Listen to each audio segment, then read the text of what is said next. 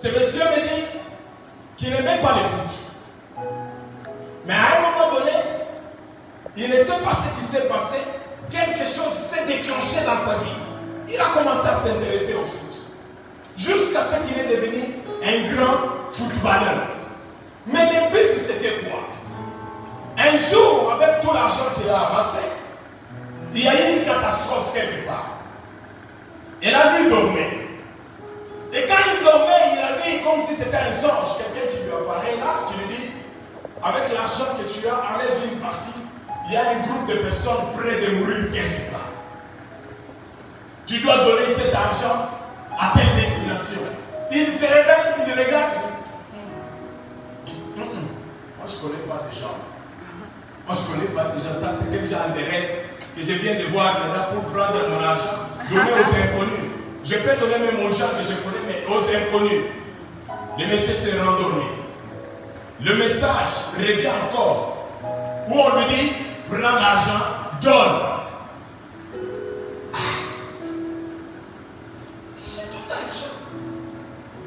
Le monsieur se rendort encore. Et là, l'image revient encore pour lui dire que prends l'argent, donne. Il y a des enfants, il y a des femmes qui vont mourir. Et il sait qu'il avait beaucoup d'argent. En fin de compte, il n'a pas pu résister à cette voix. Il a dit, mais comment je vais retrouver ces gens à qui on me dit, je vais leur donner l'argent. Oh, c'était un chrétien, mais pas un chrétien avancé comme toi. Un chrétien assis comme toi. C'est quelqu'un qui entendait parler toujours de Dieu, parler. Bon, il pouvait aussi aller à l'église accidentellement, mais pas tous les jours. Mais le monsieur a pris le risque de chercher un pasteur qu'il connaissait. Il dit, il y a un message, aujourd'hui j'ai fait 3 songes, mais qui parlent d'une seule chose. Je ne comprends pas ce que ça veut dire. Et Dieu s'est servi de cet homme de Dieu pour pouvoir donner la traduction à ce qu'il voyait. Il lui disait, effectivement, moi j'étais assis devant ma télé, mais j'ai vu quelque part qu'il y a une catastrophe qui s'est faite quelque part. C'est-à-dire c'est relié à ce que toi tu as entendu par le Seigneur. Ou ce que Dieu t'a dit. Tu dois l'exécuter. Mais exécuter comment? Quelqu'un qui ne connaît pas les choses de Dieu. Il a été aidé pour qu'il débloque un montant et aider toutes ces femmes et ces hommes et ces enfants qui étaient en voie de disparaître sur la terre. Maintenant, quand j'ai relié ce témoignage, j'ai compris. C'est le jour où il a fait ses gestes, où sa mission était faite. Était fait quoi? Était terminée. Alléluia. Footballeur qu'il était, mais le jour où il a pris l'acte de poser ou de donner ce qu'il avait, c'est-à-dire, Dieu l'avait fait footballeur, mais pas seulement pour satisfaire ses pieds, mais pas seulement pour faire la joie aux gens, mais pour qu'il atteigne le but un jour. Le but c'était quoi? Qu'il vienne en aide aux gens qui devaient périr. Amen. Alléluia. Amen. Alléluia. Amen. Tu as une mission. Il faut toujours te poser la question chaque fois que tu restes toi seul. Je suis appelé à quoi sur cette terre? Amen. Il n'y a personne qui vit sans avoir reçu quelque chose de la part de Dieu. Pourquoi? Parce que tous, nous nous mettrons devant un jugement. Nous serons devant une table avec des juges tels que nous les voyons là. Dès que nous les voyons se passer ici. C'est ce qui va se passer ces jours-là. Et chacun de nous qui doit passer, il doit donner compte de ce qu'il a fait quand il était sur terre. Je vous ai dit hier ceci. Ce ne sont pas ces habits que nous allons présenter à Dieu. Nous n'allons pas dire au Seigneur que Naï ou moi j'avais porté les Versace. Ça n'a rien à voir avec Dieu. Tu as eu tes enfants, tu peux en avoir 50, c'est ton problème. Alléluia. Amen. Tu as fait 50 enfants, c'est ton problème. Ça n'a rien à voir avec Dieu. Tu as fait 1000 voyages avec toi, tu as satisfait ton corps, ton esprit et ton âme. Amen. Ça n'a rien à voir avec Dieu. Il ne te demandera jamais le nombre de voyages que tu as fait sur terre. Amen. Il ne te demandera jamais le nombre de pays que tu as eu à visiter. Il ne te demandera jamais l'argent que tu avais dans le compte. Il ne te demandera jamais tout ce que vous connaissez là. Mais il peut au moins te demander combien de gens tu as aidé. Amen. Il peut au moins te demander combien de gens tu as aidé.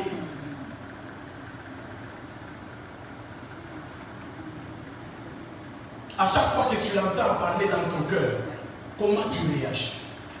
La vie c'est une mission. On peut réaliser cette mission à ce poste que tu occupes. Et hier, nous étions dans les livres d'Esther, pour les gens qui ne sont pas toujours là, qui n'étaient pas là plutôt hier. Nous étions dans les livres d'Esther au chapitre 4, les versets 13 à 14. Nous n'allons pas lire ça, mais je vais juste faire un petit rappel pour que vous compreniez d'où on vient et ce qu'on a pu faire hier. Alléluia. Amen. Nous avons donné un petit thème qui était intitulé « Qui sait si et seulement si c'est pour un temps comme celui-ci que tu es placé à ce poste-là. » Et quand je parlais de ce temps, j'étais en train de voir les enjeux de l'ère. Depuis 2019 jusqu'au jour d'aujourd'hui, nous avons un élément dangereux. Nous avons quelqu'un de plus compliqué qui a compliqué la vie de plusieurs, qui a compliqué notre ménage, qui a compliqué notre quotidien. Et celui-là s'appelle le coronavirus. Alléluia. C'est le coronavirus. Et moi, personnellement, j'ai reçu ce message de ce corona. Dieu m'en avait parlé. Et j'ai profité, j'ai cherché comment communiquer ce message à son peuple.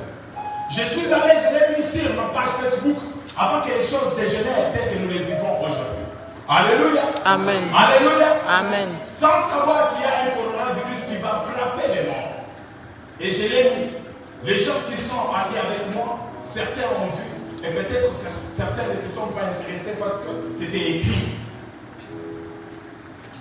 Et l'exemple qu'on a donné ici, Esther, je vous avais dit que dans ces livres qu'on a lus, il y a au moins 3 personnages qui étaient là, qui avaient joué un rôle pour que nous puissions comprendre ce qui s'est passé. Il y avait Esther, il y avait son oncle Mardoché, il y avait ce monsieur Aman qui était élu du roi, c'est-à-dire l'envoyé spécial du roi, je dirais même le premier ministre de son gouvernement, c'est lui qui décidait quand le roi se repose. Et je vous ai présenté comment s'est passée l'histoire. Je ne vais pas répéter trop parce que vous êtes des lecteurs de la Bible. Alléluia. Mais ce qui m'a intéressé, c'est quoi? Ce qui m'a intéressé, c'est que quand ce peuple s'est retrouvé dans les tourments, quand ils se sont retrouvés dans la confusion, au prix de leur vie, ils ont regardé au milieu d'eux, il y avait un certain Mardoché. Et c'est le Mardoché qui était l'élément, je dirais, comment on peut appeler en français? C'est lui qui avait tout déclenché. C'est à travers lui que tout s'était déclenché. La pièce maîtresse de la chose, c'était lui. Le fait qu'il avait refusé de s'agenouiller devant cet homme, ça a directement affecté la vie de tout un peuple. Mais ce monsieur n'avait pas croisé ses bras. Il a dit, je ne vais pas laisser cet homme prendre une décision unilatérale comme ça et couper les têtes de tous ces gens. Non. Je me souviens qu'il y a quelqu'un que moi, Mardoché, j'ai aidé pour qu'elle arrive quelque part. C'est-à-dire qu'elle arrive à côté de celui qui est au-dessus de ce monsieur qui est en face de moi. Et celui-là, c'était le roi qui régnait au-dessus de Aman. Alléluia. Amen. Alléluia. Amen. La Bible dit qu'il est allé, il a envoyé son messager aller rapporter le message auprès de sa nièce. Va, dites à Esther que nous avons un problème. Nous avons un souci. Il y a risque que nous soyons tous exterminés. Faites quelque chose. Le message arrive auprès de cette dame. La dame s'est retrouvée dans l'incapacité de faire ce que l'autre lui avait demandé à cause de quoi? À cause d'une loi. La loi qui disait ceci. Que personne ne peut entrer dans la présence du roi sans qu'il soit invité. Et nous avons plusieurs lois aujourd'hui dans nos vies, telles que nous sommes là. Plusieurs lois qui nous empêchent à ne pas atteindre la mission, à ne pas atteindre ce à quoi Dieu nous a appelés. Quand tu regardes, tu dis, cette loi ici, je ne peux pas. Et tu échoues à ta mission. Tu échoues à ta mission parce qu'il y a une loi qui a été érigée quelque part. Alléluia. Alléluia. C'est-à-dire, si cette femme n'avait pas pris le courage d'affronter la chose en face, elle est le peuple de Dieu, mais je crois que le peuple n'allait pas mourir. Pourquoi? Parce que cet homme était branché à l'esprit. Il a dit ceci. Si toi tu refuses de faire ce que nous te demandons, sache que toi et la maison de ton père vous périrez. Mais le secours de ces peuples qui sont là viendra de l'Éternel. Alléluia. Alléluia. Dieu ne laisse jamais ses siens. Dieu n'abandonne jamais ses enfants. Surtout si vous prenez un risque au prix de votre vie pour son propre intérêt, il ne t'abandonnera jamais. C'est pourquoi je dis que cette vie est lieu saint. Réellement, ce sera un lieu saint. Là où l'éternel Dieu sera invoqué. Là où l'éternel Dieu sera exalté. Là où l'éternel Dieu sera élevé ici. S'ils ont peut-être donné ce nom tout en dormant, ils ont donné ce nom tout en étant dans un rêve, ne connaissant pas ce qu'ils faisaient. Aujourd'hui, la réalisation de ce que Dieu avait créé comme direction dans leur vie s'accomplit déjà. Alléluia. Nous sommes là pour élever notre Dieu en bonne et dit fort. Est-ce que quelqu'un m'entend? Est-ce que quelqu'un m'entend? Tu as une mission et tu dois réaliser cette mission. Hier, je vous avais promis, je fais juste un rappel pour tous ces bien-aimés qui n'étaient pas là hier. Pour qu'ils comprennent d'où nous venons et là où nous achevons avec notre message. Je vous avais dit ceci. Je vous avais dit que le coronavirus, ce n'est pas l'unique et la seule pandémie qui ait aussi frappé le monde. Avant que le monde ne soit, même quand le monde est apparu, il y a des successions de choses mauvaises qui se sont passées sur cette terre des hommes. Alléluia. Et quand je faisais mes recherches, j'en avais trouvé au moins 8 qui ont frappé le monde avant que le corona ne fasse quoi? N'arrive. Pour toi qui écris rapidement, je serai très rapide. Nous avons eu une première peste. C'était au 6e et 8e siècle. Elle avait tué entre 25 et 100 millions de personnes. On l'appelait la peste des Gistiennes. La peste de quoi? Gistienne. Du 6e et 8e siècle. Elle a ravagé aussi le champ. N'est pas ce que nous voyons aujourd'hui. Deuxième, la peste noire, qui a pu aussi faire son temps. On nous fait voir qu'il a apparu, c'était au Moyen-Âge, entre 1347 et 1353, il avait disparu. Celui-là avait au moins tué 25 à 34 millions de personnes. Alléluia. C'est très bien pour vous qui écrivez. Pour connaître qu'aujourd'hui nous parlons du coronavirus, il n'est pas le seul. Mais nous allons vous présenter pourquoi le corona est là. Alléluia. Troisième, il y a eu une fièvre appelée la fièvre jaune. Et cette fièvre s'est manifestée à plusieurs reprises au 17e, 18e et 19e siècle. Et selon l'OMS, l'Organisation mondiale de la santé, cette organisation nous dit, elle estime que cette dernière avait tué chaque année, jusqu'aujourd'hui, entre 30 et 60 000 personnes dans tout le pays. Alléluia. Quatrième, on nous parle du choléra. Le choléra, il a été répertorié dans plusieurs pays aussi de l'Europe, ainsi que dans d'autres continents du monde. OMS affirme qu'il a tué 3 millions de personnes et 100 000 décès sont toujours répertoriés jusqu'aujourd'hui. La fièvre jaune. 5. Il y a eu la grippe espagnole qui a fait aussi son temps. Et cette grippe, elle est apparue entre 1916 et 1917. Alléluia. Elle a tué 25 à 100 millions de personnes. Toujours avant le coronavirus. 6. Il y a eu la grippe asiatique. C'est-à-dire il y a eu une grippe espagnole. Ça s'est changé comme nous avons aujourd'hui. On appelle comment? Les variants. Les quoi? Les variants. Je ne vais même pas citer ces noms-là. Les Anglais, les Indiens et tout ça. Ça apparaît comme des champignons. Mais le but de tuer, de ravager le peuple de Dieu dans ta propre génération. Oh, regarde. J'ai dit que de ravager le peuple dans ta propre quoi? Génération. La génération d'Esther ne pouvait pas aussi passer comme ça. Non. Il lui suffisait que cette dame se lève pour sauver les vies de plusieurs personnes. 7. La grippe de Hong Kong. Celle-là était activée ou active de 1968 à 1970. Elle a tué aussi plusieurs milliers de personnes. Et le 8e, c'est les sida. Alléluia. Les quoi? Les sida. Le sida, lui, il a sévi d'abord en Afrique en 1920 jusqu'en 1950.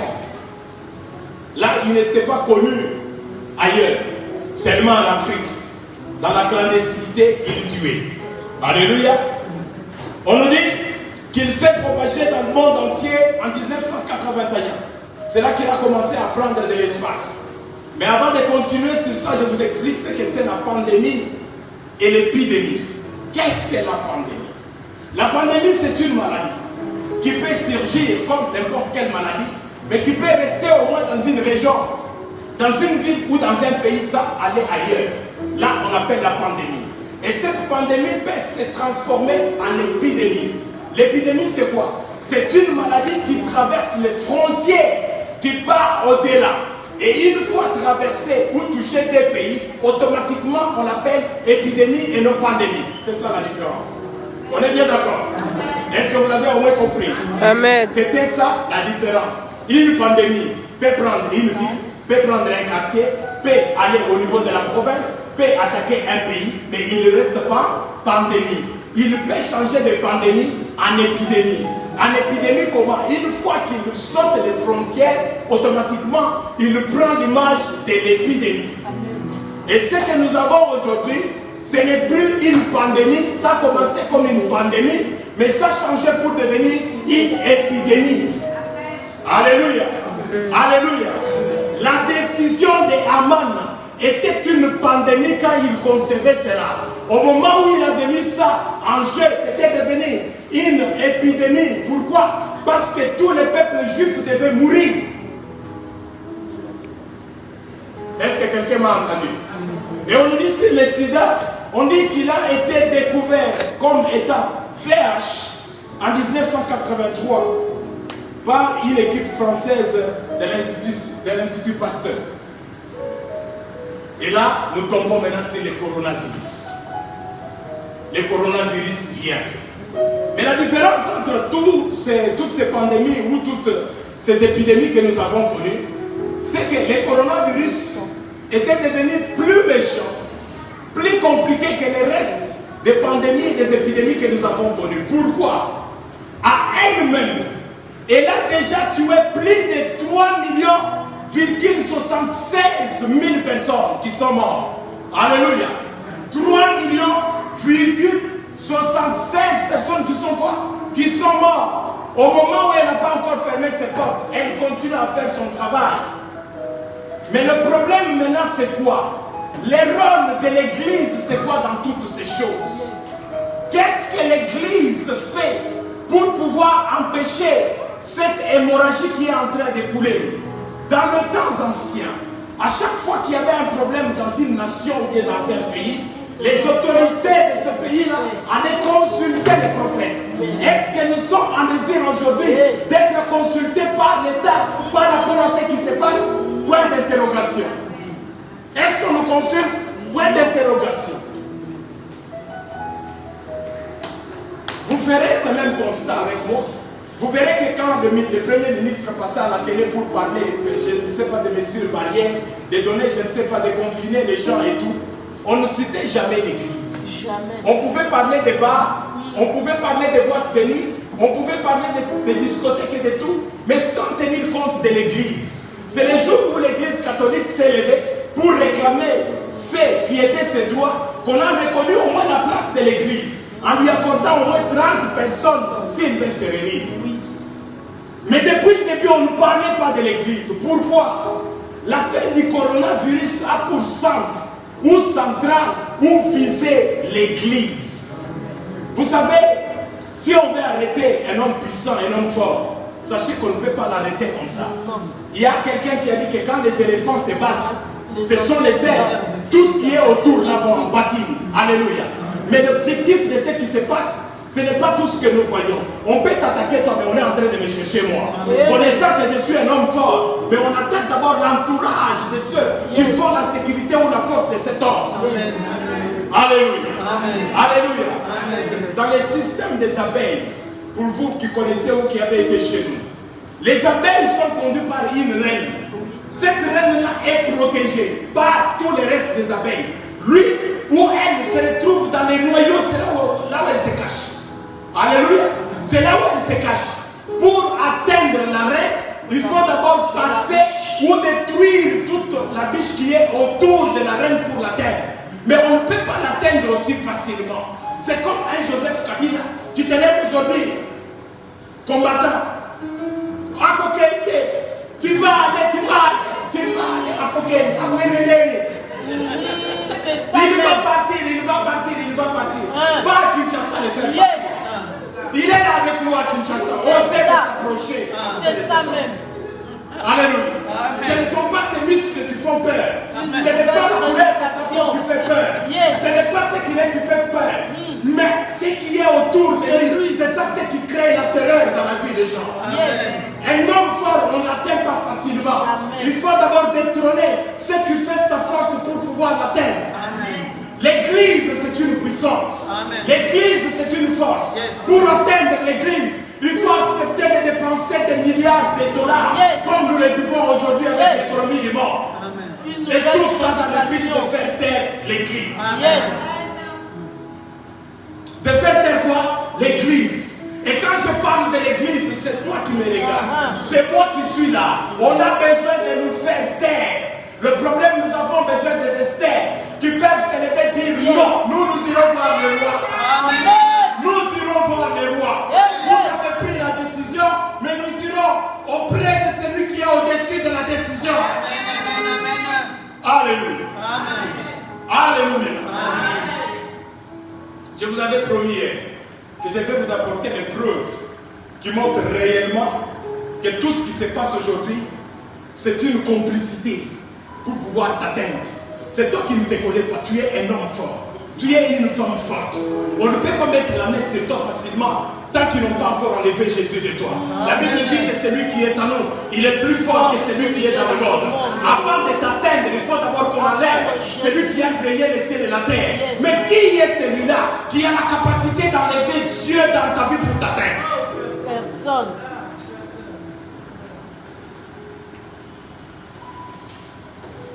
Voilà les complots. Et là, je descends pour que vous puissiez comprendre. Parce que après ça, j'ai clôturé mon message. Le coronavirus vient. Et quand je faisais les recherches de toutes ces pandémies, toutes ces épidémies qui sont passées, on n'avait jamais parlé du confinement. Bon, voyons dans la bien. Écoutez-moi très bien. Là, je suis en train de parler maintenant pour terminer. Depuis que les choses ont commencé avec les épidémies, les pandémies, il n'y avait pas un mot qu'on appelait confinement. Non, jamais. Non. Le confinement est venu avec quoi? Avec les coronavirus. On nous a expliqué le coronavirus, il est comment? On ne sait pas comment il se transmet, mais il se transmet d'une personne à une autre. Par quelle voie? La voie respiratoire, c'est-à-dire la bouche et les nez. Ça n'entre pas par les oreilles. Ça refuse d'entrer par les oreilles. Ça connaît que la bouche et les nez. C'est ça ce qu'on nous a expliqué. Alléluia. Mais avant que ce corona puisse aller d'abord chez ma soeur, il est venu d'abord d'où? C'est ça. Il y a quelqu'un qui vient de souffler, il venait de la Chine. Oui, je suis d'accord avec toi qu'il vient de la Chine. Mais avant qu'il vienne entrer dans la première personne, il est d'abord allé où? On dit que c'est dans la nature, c'est dans les airs, c'est ça non? C'est ça ce qu'on nous a expliqué. Voilà, on nous donne des espèces, des animaux, ils sont passés par ceci, par cela. Or, c'est faux. Alléluia. Le but de cette histoire, c'est que ces gens-là sont restés dans une boîte pendant plusieurs années en train de travailler. Dernièrement, j'étais en train de prêcher sur un thème aussi important. Mais dans ce thème, j'avais énuméré 3 points ou 3 classes de gens très très importants. Et ces classes de gens sont comment? On nous dit que les esprits forts et discutent que des idées. Comprenez? Les esprits moyens discutent que des événements. Les esprits faibles ou les petits esprits discutent que des individus. La plupart des chrétiens que nous avons aujourd'hui, ils ne sont pas classés dans les esprits supérieurs ou les esprits moyens. Nous sommes beaucoup plus classés dans les esprits inférieurs ou les petits esprits qui moi je dis, la manière dont je suis en train de me poumonner ici, il y a quelqu'un qui peut être assis là, mais qui n'entend pas ce que je dis. Il regarde ce que moi j'ai porté. Yes. C'est ça. Tu vois sa veste qu'il a porté. Il a porté une veste. Il regarde mon visage aussi, il est beau. Tu es une femme, tu es en train de m'envier. Celui-là, il est très beau, s'il pouvait être mon mari. Moi, je n'ai pas d'ailleurs ce genre de mari. Il est tellement géant. Moi, j'ai besoin de quelqu'un de moyen. C'est-à-dire, au lieu d'écouter ce qui sort de ma bouche, mais toi, tu es en train de passer ton temps à regarder la personne qui ne va rien te rapporter. Amen. Les esprits inférieurs qui ne discutent que sur les individus. Nicolas Zanambombe, il a beaucoup d'argent. Tu vois la voiture qu'il fallait acheter. C'est comme s'il fallait te connaître. Kofi est devenu danger ces jours.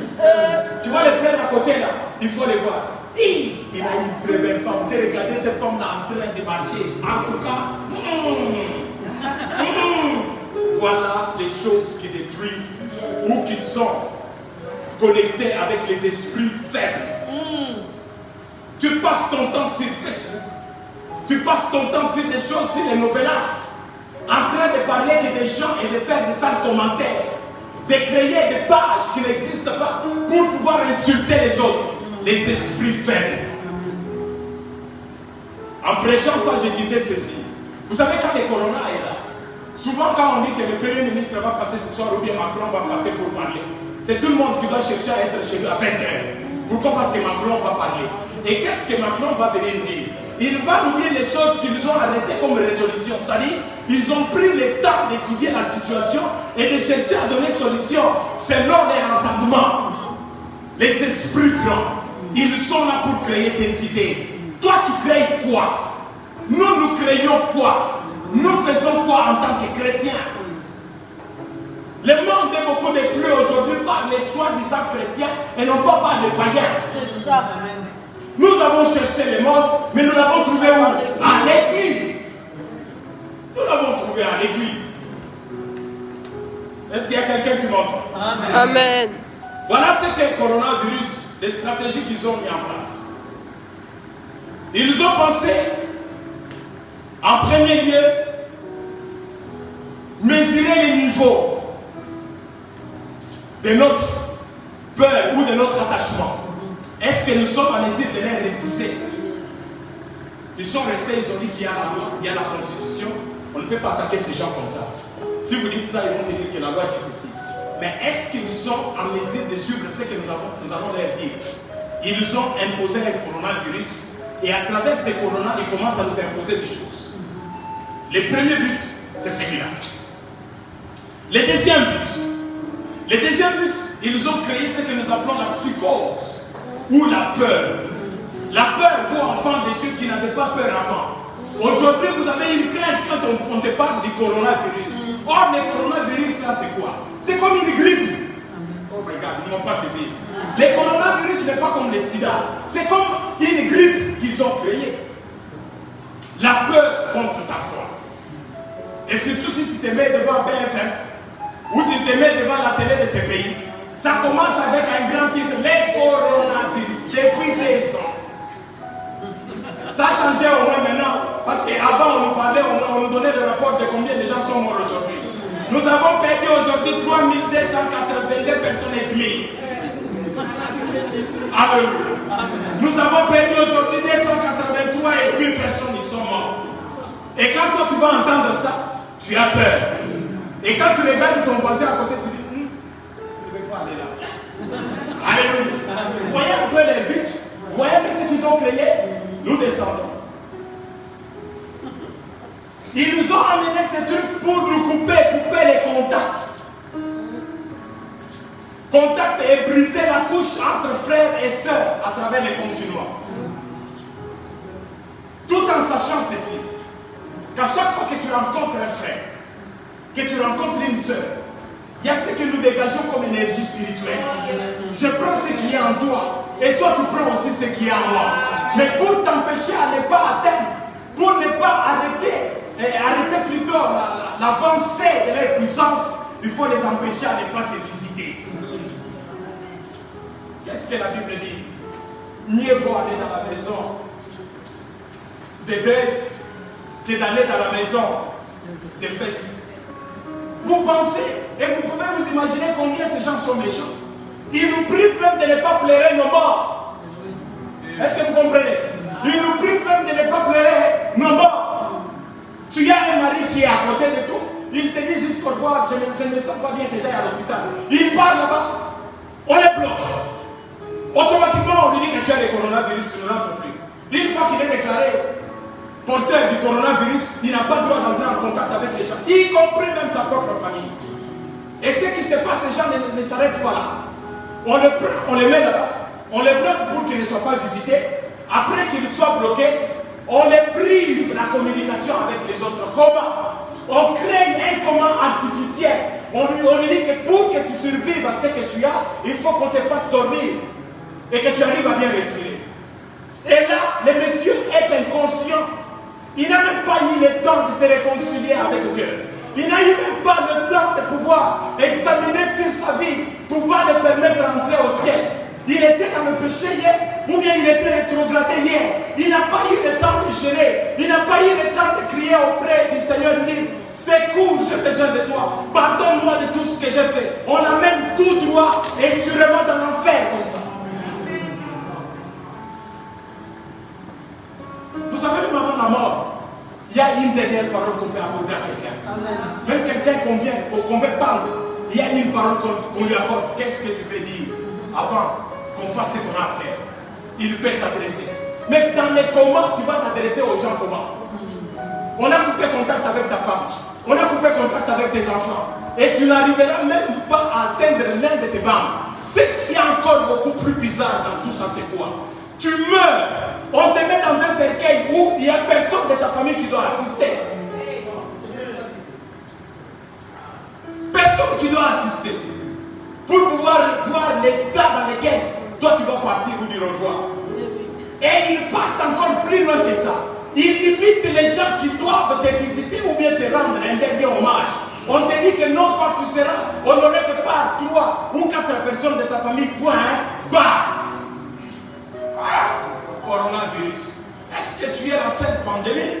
Est-ce que tu es la seule épidémie qui a existé dans ce monde? Voilà le plan de l'ennemi. Voilà le plan du diable. On sait très bien que si on t'accordait la dernière parole pour que tu t'adresses, tu vas dire, Seigneur, pardonne-moi. Ce que j'ai fait hier, c'était mon vécu. Je ne vais pas retourner là-dedans, je me réponds. Et quand quelqu'un se répand devant Dieu, tout ce qu'il a, c'est d'être pardonné par le Seigneur et de gagner le ciel. Cet homme qui était entre Jésus, qui était à côté de Jésus, il n'a pas dit grand-chose. Il n'a pas fait grand-chose. Mais il a gagné le ciel bien qu'il était malfaiteur à cause d'un mot. Souviens-toi de moi. Alléluia. On te plonge dans les comas artificiels pour t'empêcher à dire à Dieu, souviens-toi de moi. Yes. Qui sait si c'est pour un tas comme celui-ci que tu es placé là? Que tu es placé là où tu es.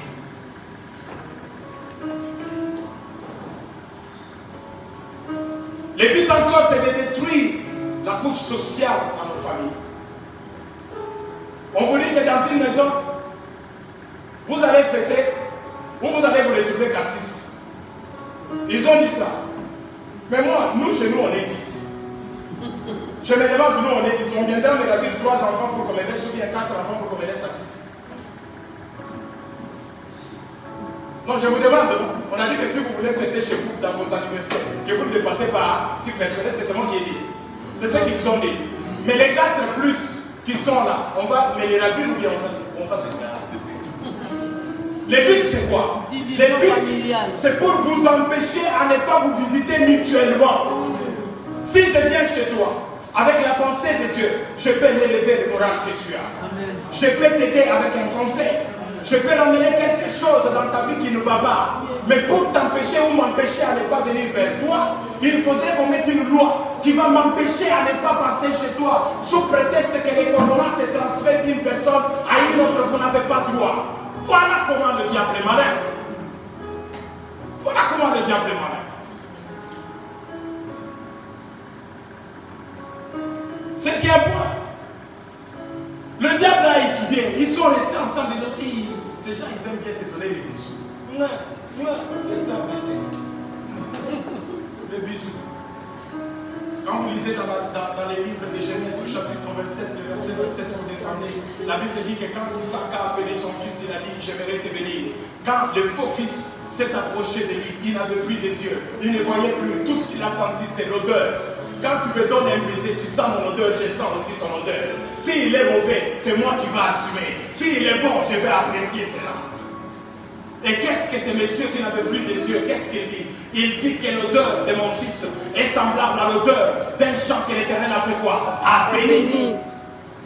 Si le fils ne s'était pas approché de son père, le père n'allait pas sentir son odeur. Il n'allait pas avoir la prophétie ou la bénédiction que ses fils portaient sur lui. Avec le coronavirus, est-ce que vous vous donnez encore des bisous là? Vos bisous là sont arrêtés. Et pas seulement que les bisous sont arrêtés, même la main si tu ne peux pas serrer quelqu'un d'autre. Je ne sais pas dans quelle religion nous nous retrouvons maintenant. J'ai déjà commencé à refuser cette histoire. On se salue comme ça. On commence à se saluer avec les coups. Tout ça, le plan de Dieu. On a créé une psychose qui doit nous empêcher à ne pas s'approcher. Or, quand je m'approche de toi, je te communique quelque chose. J'ai demandé à un couple un jour comment vous vous êtes rencontrés. Comment vous avez fait votre approche en parlant avec eux? Le monsieur me dit, non, c'est la dame qui m'a dit. Elle dit, papa, j'ai senti l'amour monter en moi les jours où j'ai donné. C'est ce que vous appelez là, les bisous, là, les baisers là. Ouais, appelez ça comme les jours où je lui ai fait une bise, c'est-à-dire il était accompagné de ses amis. Et la sœur avait aussi une amie parmi ces gens. Et comme ici en France, quand il s'agit de se donner une bise, tu peux donner à tous ces gens qui accompagnent l'autre. Hein? Et les jours où je lui ai fait juste ça, directement j'ai senti que c'est ça mon mari. Amen. Et effectivement, il est devenu son mari. Amen. Il était connecté. Alléluia. Amen. Alléluia. Amen. Et le diable connaît qu'à travers cette approche, ces gens créent toujours une puissance. Il faut les empêcher. Il faut les empêcher à ne pas être très close, chacun à côté de l'autre. Aujourd'hui, nous avons des foyers qui se divisent. Où l'homme, quand il dort, il les regarde à côté. La femme qui regarde à côté. La raison, c'est quoi? J'ai craint que tu peux avoir le corona. J'ai craint que tu peux avoir le corona. Comme il se transmet du nez au nez, de la bouche à la bouche, le fait que tu me regardes, ton nez et mon nez, ta bouche et ma bouche, tes yeux, mes yeux, se fixent comme ça risque d'entrer facilement. Regarde là-bas, moi je regarde aussi. Détruire la couche sociale, même dans le foyer. Empêcher les réunions de prière. Je vais terminer par